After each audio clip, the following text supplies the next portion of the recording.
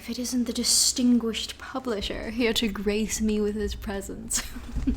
How are you? Come sit down. This is quite a beautiful place, a marvelous place to stand me up at. No, please don't worry. I understand you're quite busy. Yes, I've been here for a little bit, but it's quite a beautiful place. All jokes aside, the sort of very, very quaint, almost a quintessential English, even the sort of ornate glassware. It's quite charming. But yes, of course. Yes, I'm doing quite well. Yes, I've been meaning to show you some of my new poems. Yes.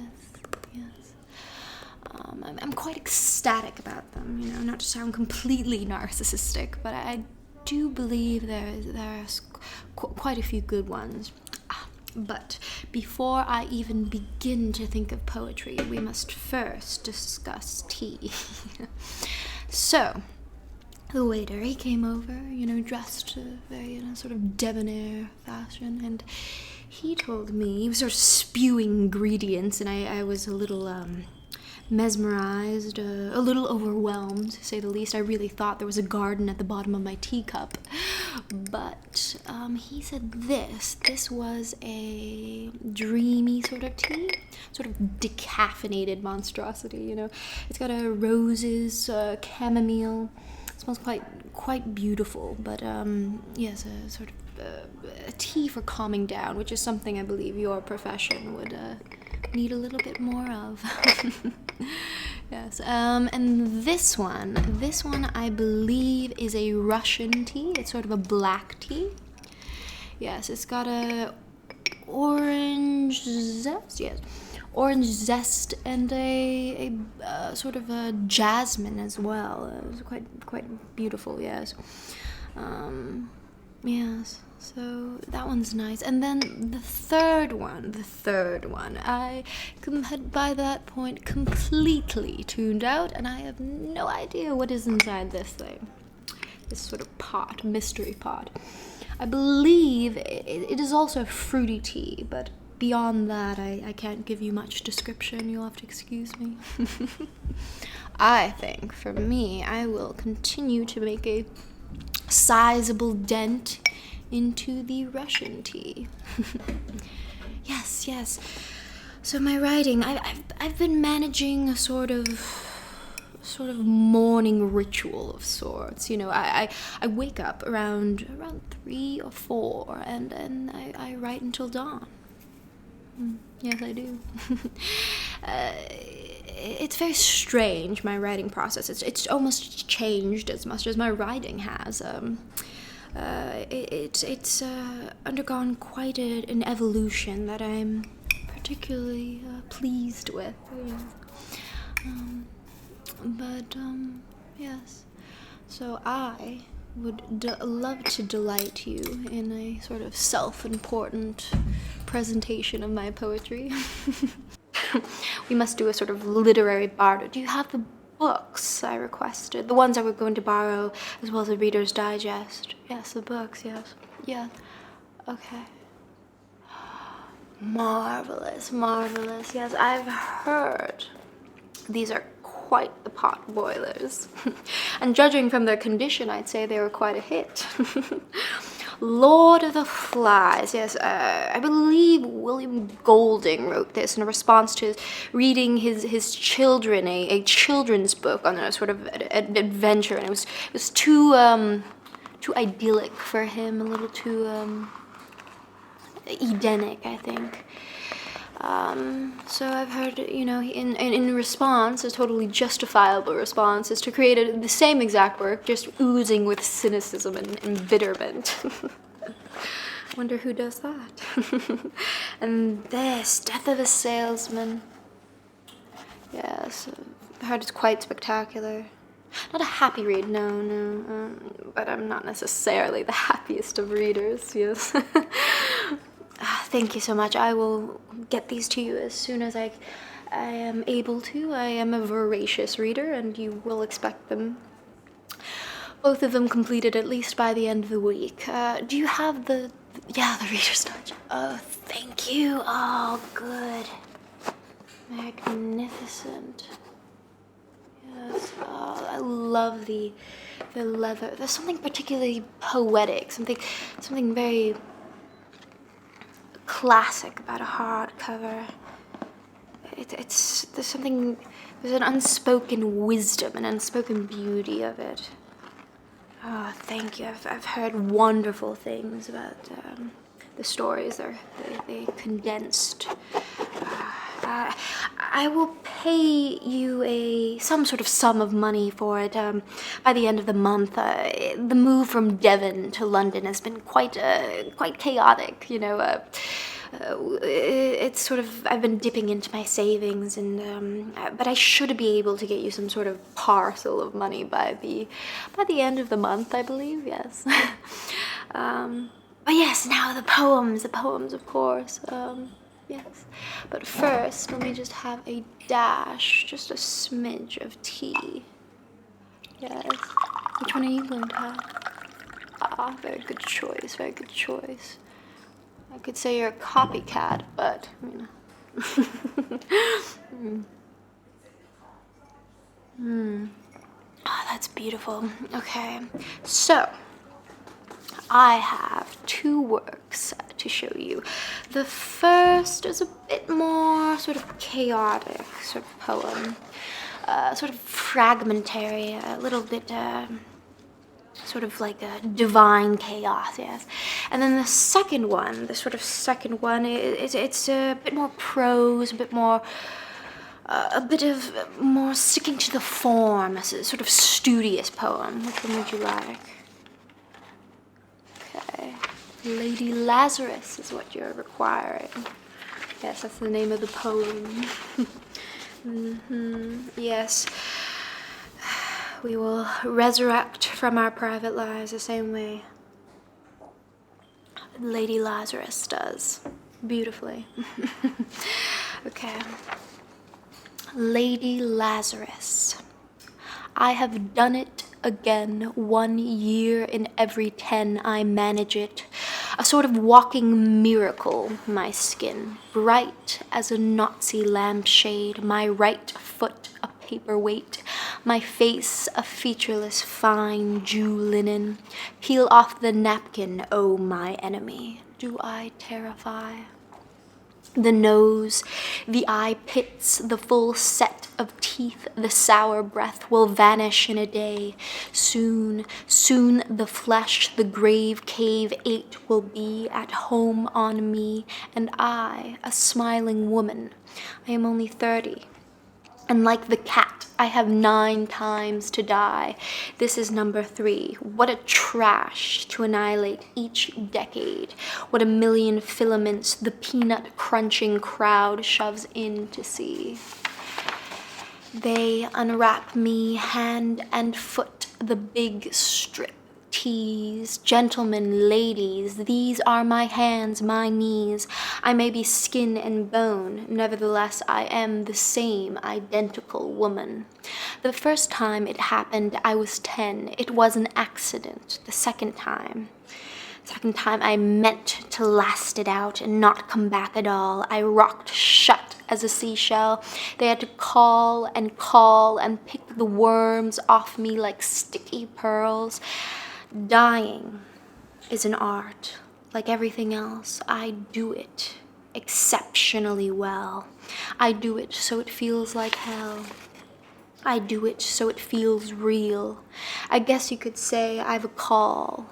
It's easy enough to do it in a cell. It's easy enough to do it and stay put. It's the theatrical. Come back in broad day to the same place, the same face, the same brute, amused shout. A miracle. That knocks me out. There is a charge for the eyeing of my scars. There is a charge for the hearing of my heart. It really goes. And there is a charge, a very large charge for a word or a touch or a bit of blood or a piece of my hair or my clothes. So, Herr Doctor, so, Herr Enemy, I am your opus. I am your valuable, the pure gold baby that melts to a shriek. I turn and burn. Do not think I underestimate your great concern. Ash, ash, you poke and stir. Flesh, bone, there is nothing there. A cake of soap, a wedding ring, a gold filling. Ere God, ere Lucifer, beware, beware. Out of the ash I rise with my red hair, and I eat men like air. Don't worry, I'm not particularly hungry for publishers right now. What do you think? Is it any good? Oh.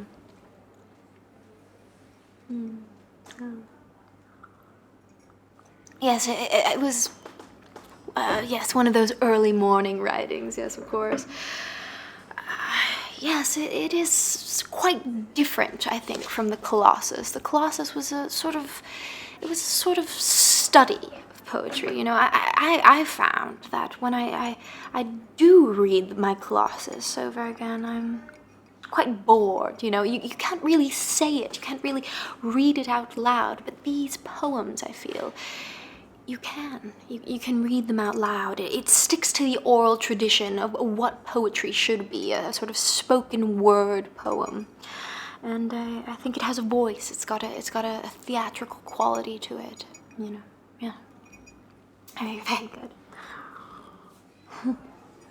What does the hermitess do besides writing? Very good question. But first, would you like some biscuits? They look like completely dry and shriveled little monsters, but good nonetheless, I'm sure. No? Okay. What do I do?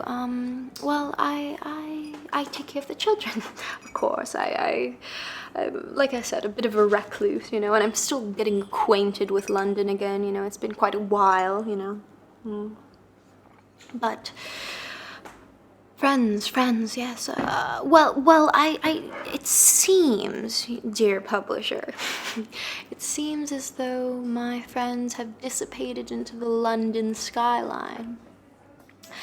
I haven't heard much of a sort of peep from them, no. I try to reach out, but it seems that it's no good.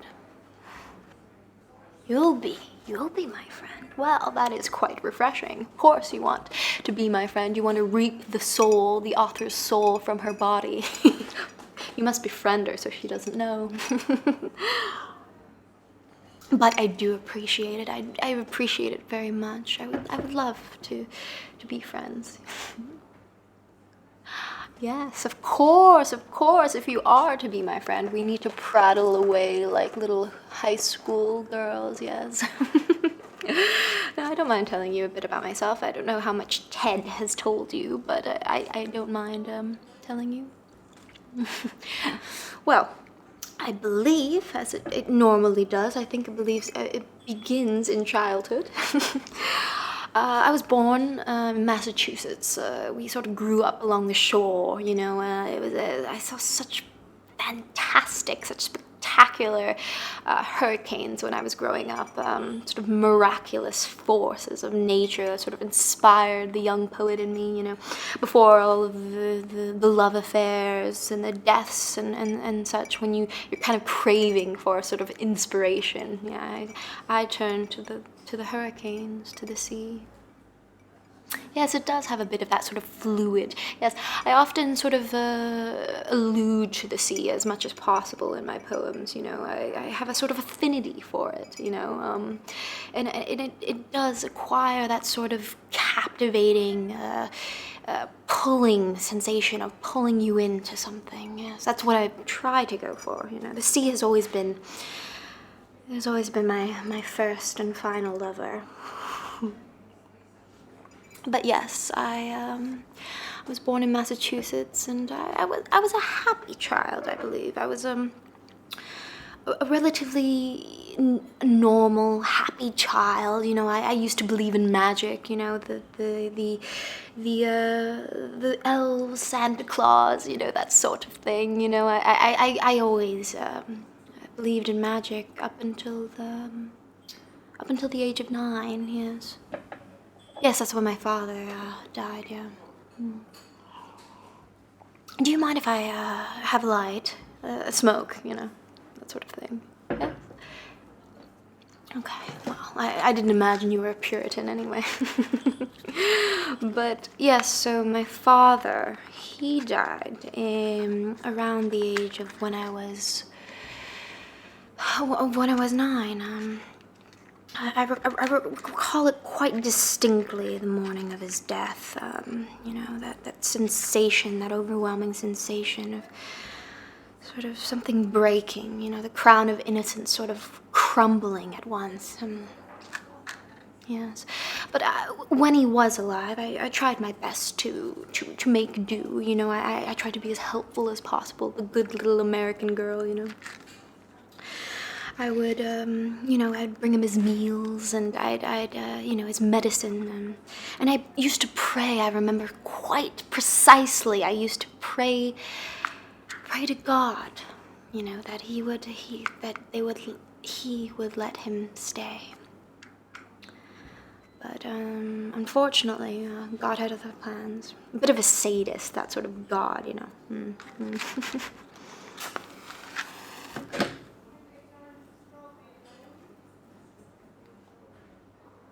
Yes. But yes, so after my father had passed, I sort of became disillusioned, sort of depressed,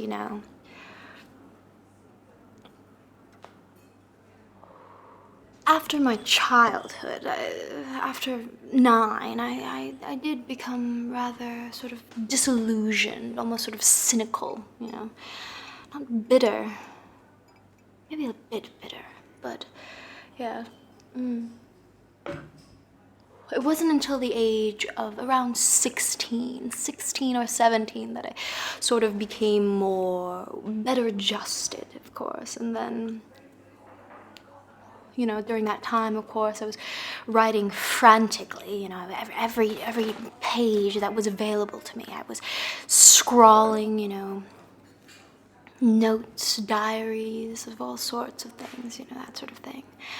And then, by that time, I started Smith College. Yes, Smith College, yes. Mm-hmm. Yes, it is a women's college. And I was terribly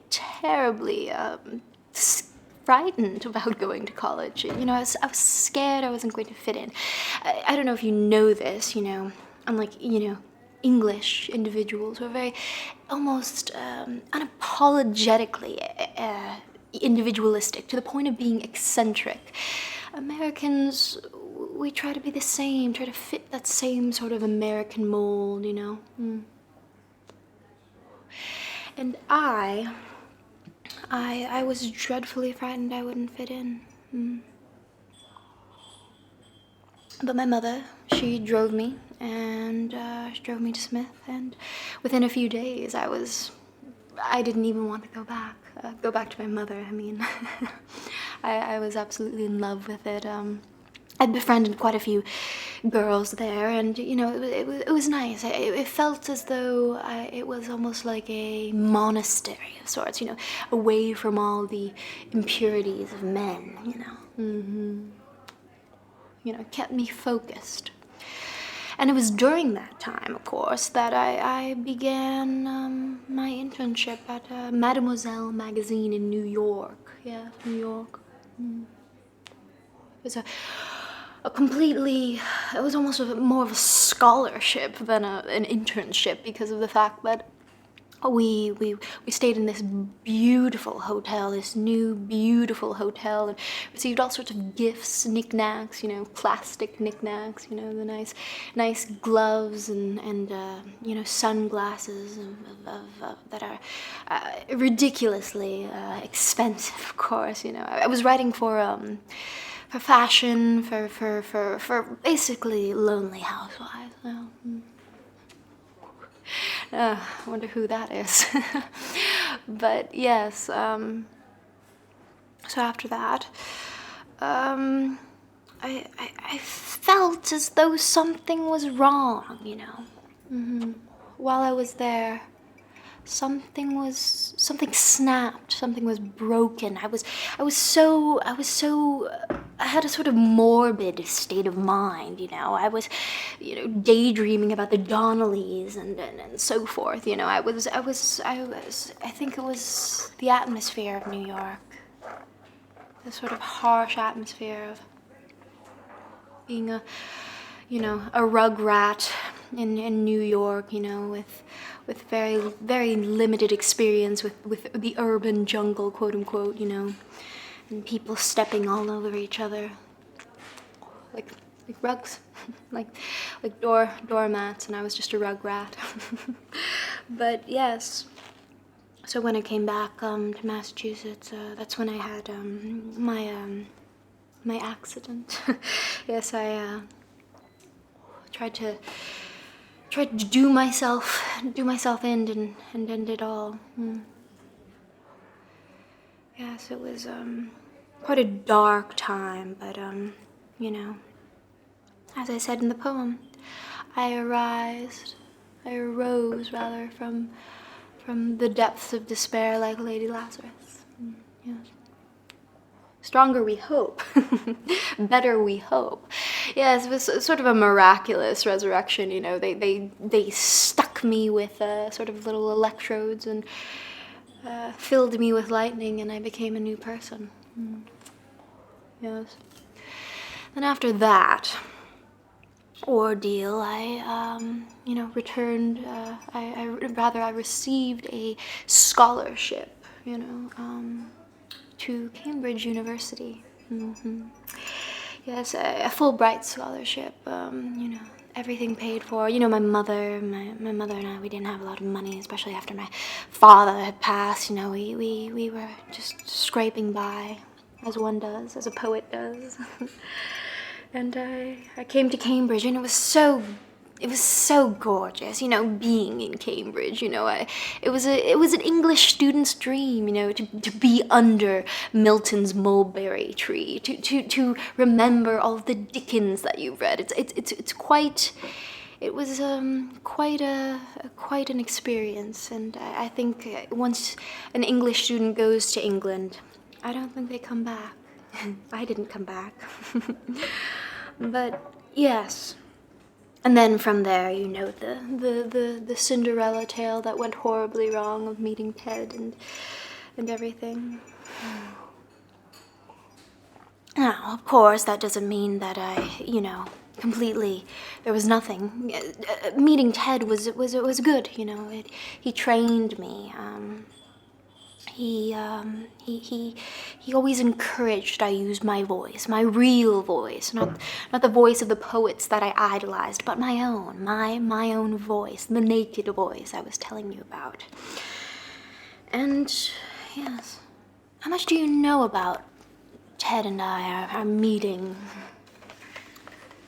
Yes, it was a 7-year affair of sorts. What had happened is, we had met sort of in a strange and poetic way. I saw his poems in the university publication, and I was quite, it was almost as if the poems had devoured me. It was quite beautiful, they were. And so I went to the party, and that was there that I bit the great English poet, Mr. Ted Hughes. Yes, I bit him, yeah.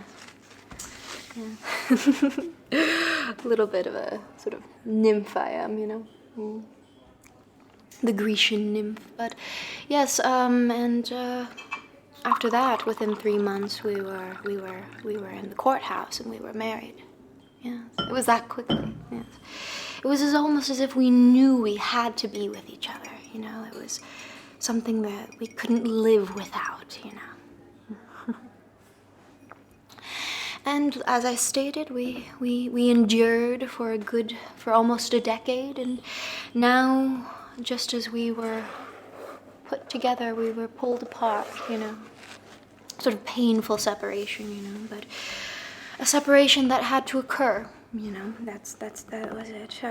We lived in America for a good while, a little while. We stayed there for about 3 years. We did teaching, and I was a secretary, the typewriter, sort of an extension of my hand, the greater hand of mine. My typewriter, unfortunately, hasn't been working, so I had to, write these all out in my horrific chickens script, but chicken scratch, of course, but and script, of course, but we found that we couldn't write in America, and I find that as well. You could only really write in England, that was it. And so we moved to England. We moved to Primrose Hill, to be precise.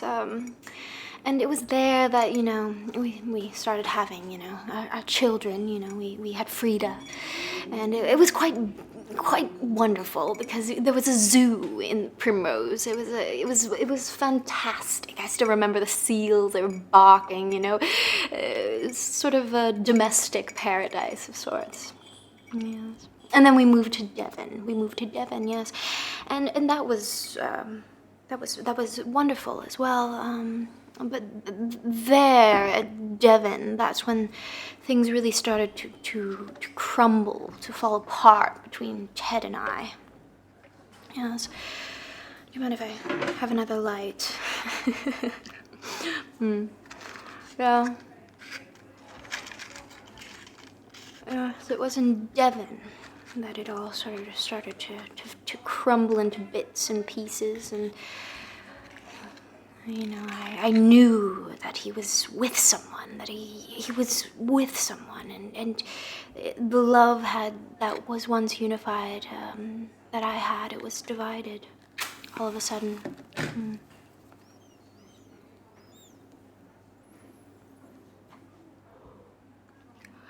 So yes, we moved to Devon.